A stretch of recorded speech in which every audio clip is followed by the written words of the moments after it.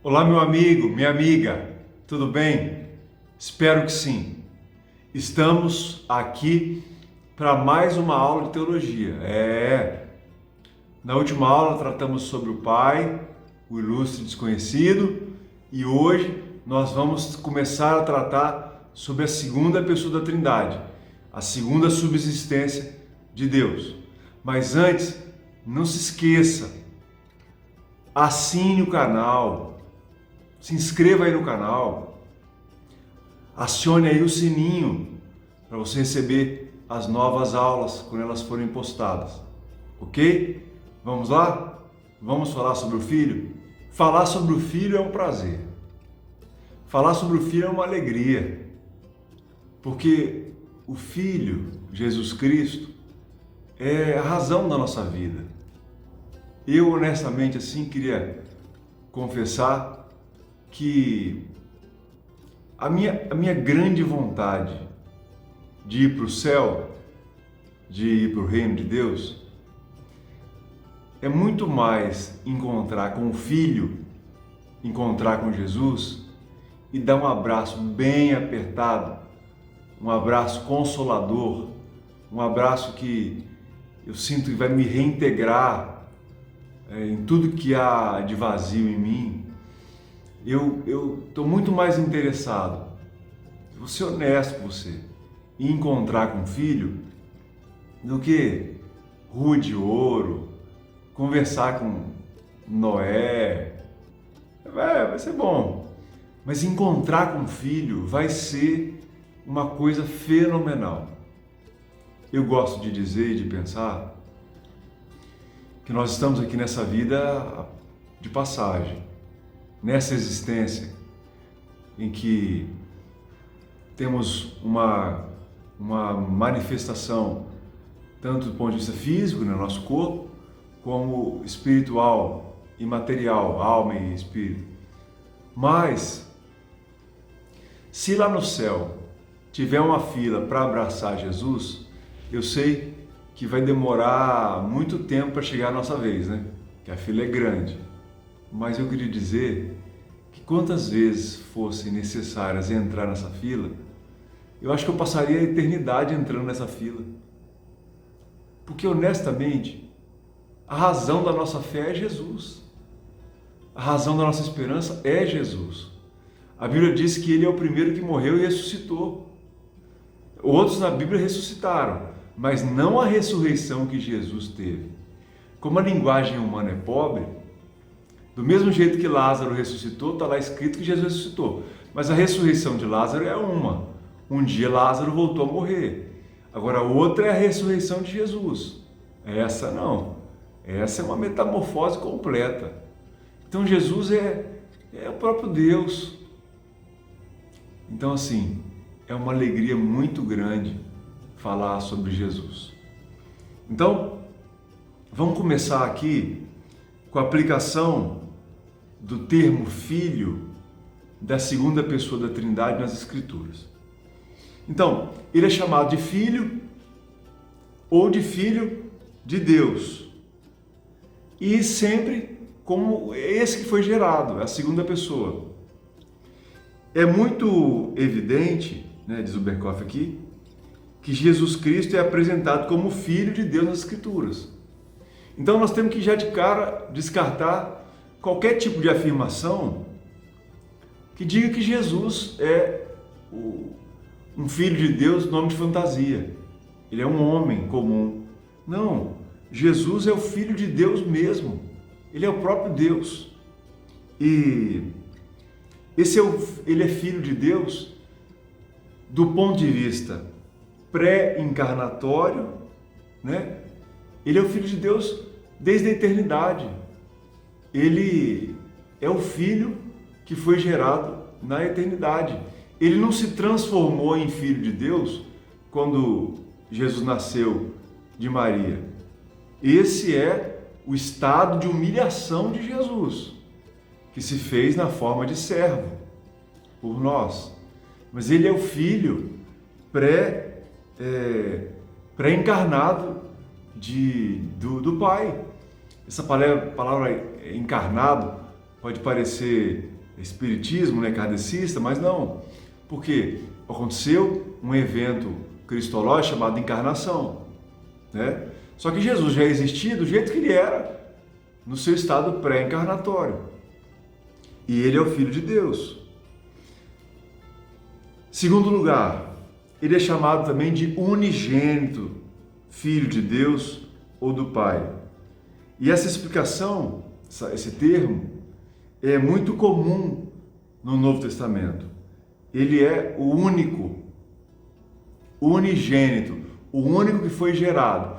Todo o resto, fora o Espírito Santo que foi expirado, todo o resto foi criado. Agora o Filho não. Sai para lá, arianos, dizendo que o Filho é a primeira e mais perfeita criação do Pai. Não. O Filho é o unigênito, ele é o único gerado. Ah, mas qual é a diferença entre criado e gerado? Criado é uma obra que me faz, quer dizer, algo criado é externo, é algo diferente do Criador. Eu posso criar um aviãozinho de papel. Estou criando. Agora, gerado, só o Filho é gerado, porque vem das entranhas, vem do próprio ser do Pai. Então ele é o unigênito Filho de Deus ou unigênito do Pai. Outra coisa, apesar de Jesus ensinar os discípulos a falar de Deus e chamar Deus de Pai, ele mesmo, Pai Nosso, né? Pai Nosso, Jesus, ele chama o Pai apenas de Pai, reconhecendo sua filiação.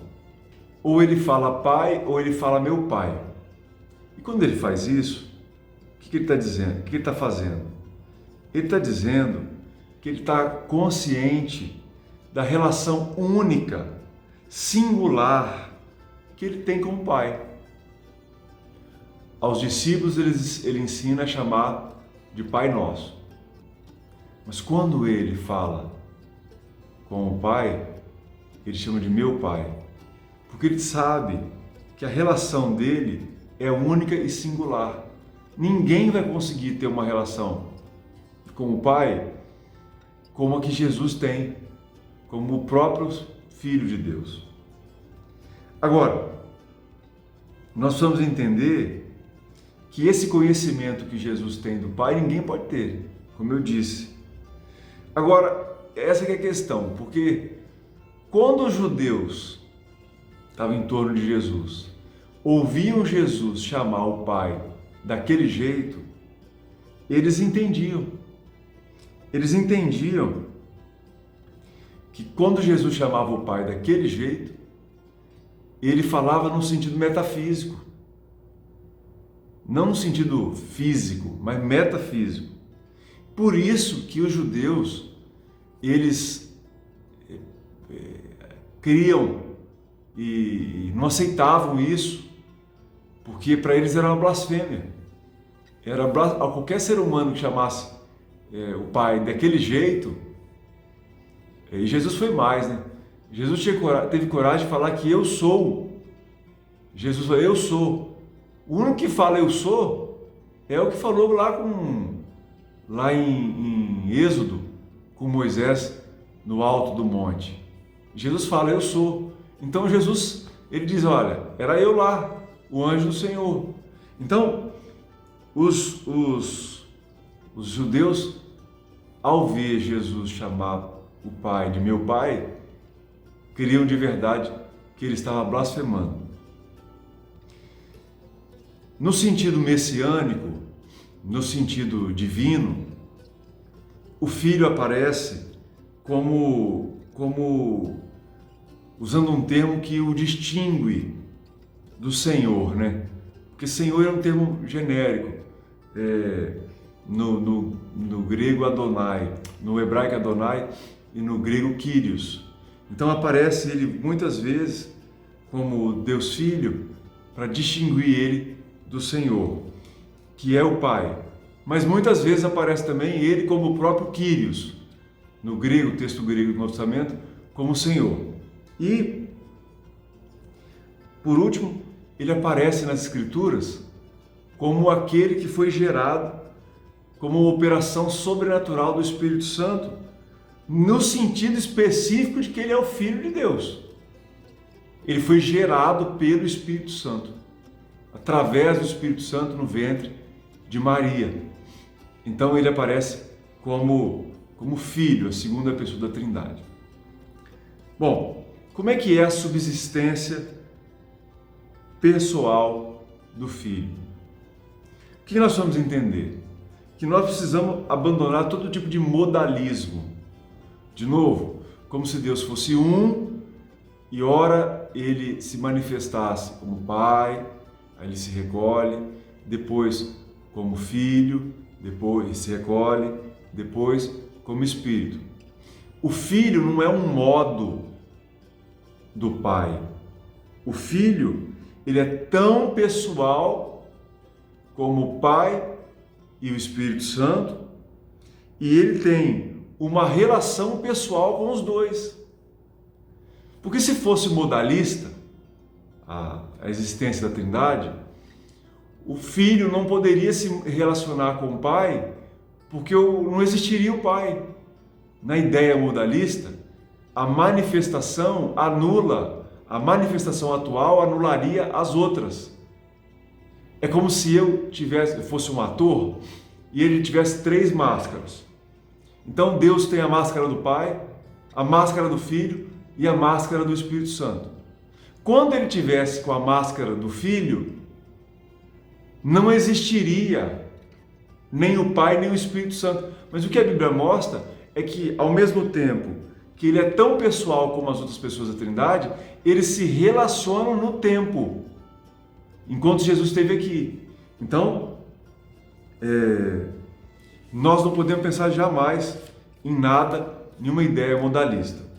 Então, temos que dizer que a subsistência do Filho é que ele já existia antes da criação dos céus e da terra. E que essa existência do Filho, ela é pré-encarnatória. Já falamos isso. Lembra que as Escrituras dizem que ele é o Cordeiro que foi morto na eternidade.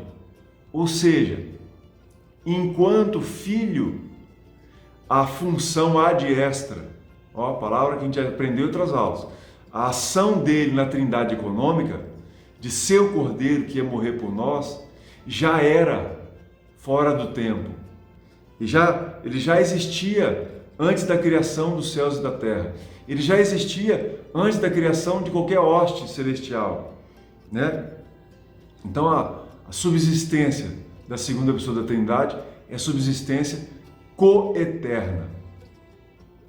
Então, vamos falar agora sobre a geração eterna do Filho. Quando a gente entra nesse assunto sobre a geração eterna no Filho, nós precisamos afirmar, como já disse, que ele é eternamente gerado, ok? Agora nós vamos entrar numa discussão teológica muito antiga, porque nós precisamos dizer que, em primeiro lugar, que a geração eterna do Filho é um ato necessário de Deus. Agora, por que isso é uma discussão? Porque o Orígenes, aquele pai da igreja antiga, que explicou, é um erudito da igreja antiga, é um pai da igreja, ele afirmou que a geração do Filho era um ato dependente, presta atenção, um ato dependente da vontade de Deus e, dessa forma, um ato livre. É um ato dependente de Deus, do Pai, quer dizer, um ato dependente do Pai, como uma ação livre.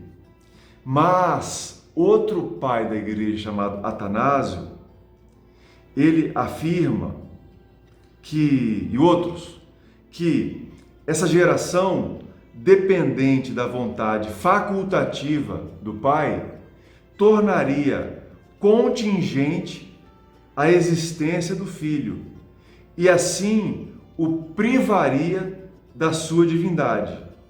Porque, olha qual é a discussão. O Orígenes diz que a geração do filho depende da vontade do pai como um ato livre. Já o Atanásio e outros dizem que, se for assim, se for dessa forma, essa vontade facultativa, ou seja, o pai tinha o direito de não gerar o filho. Isso privaria o filho dessa existência como divindade. O filho não seria um igual. O filho não seria homoousios, da mesma ousia do pai. Por quê? O pai poderia decidir não o gerar. Então, nós precisamos dizer ao contrário de Orígenes, que a geração do filho é uma geração necessária e perfeitamente natural do pai. Por quê? Porque o pai jamais seria pai se não tivesse gerado o filho. É como se a gente pudesse destrinchar Deus afirmando que o pai, sem gerar o filho, não existiria também. Você entende? Porque essencialmente, ontologicamente, o pai só é pai porque gerou o filho. Então, é um ato necessário do pai. Segundo, é um ato eterno do pai. Dessa forma, já falamos sobre isso, fora do tempo, o filho participa da mesma eternidade do filho, do pai, da mesma forma que o Espírito Santo. Quando o pai e o pai gera o filho e o filho, de alguma forma, constitui o pai, porque sem um filho não tem pai, o Espírito Santo é inspirado, é procedido, vem deles. E aí também o Espírito Santo, depois a gente fala do Espírito, ele é participante da eternidade que a Trindade tem. Nós vamos dizer que o pai gera a subsistência pessoal do filho e comunica a essência da divindade de forma inteira, sem fratura, sem menosprezo, nunca com menos dignidade, dele, Deus, ao Filho. E que nessa obra de geração tem uma comunicação, como eu já disse, da existência. O Filho tem vida nele mesmo. E como diz João 5,26, Jesus fala assim: porque assim como o Pai tem vida em si mesmo, também concedeu ao Filho ter vida em si mesmo. Ele é co-eterno ao Pai. E o Berkhoff faz uma definição aqui sobre a geração do Filho. E ele diz assim: é o ato eterno e necessário da primeira pessoa da Trindade, pelo qual ele, dentro do ser divino, é a base da segunda subsistência pessoal, semelhante à sua própria, e dá a esta segunda pessoa posse da essência divina completa, sem divisão, alienação ou mudança. Ok? O Filho é gerado eternamente pelo Pai. Ficamos por aqui. E a cabeça chega a fundir, não é? Mas nós estamos falando de teologia, sobre as coisas de Deus. Continuamos firmes na próxima aula, falando mais sobre a divindade do Filho. De Nova Mutum, esperando a volta de Cristo. Grande abraço, Deus te abençoe.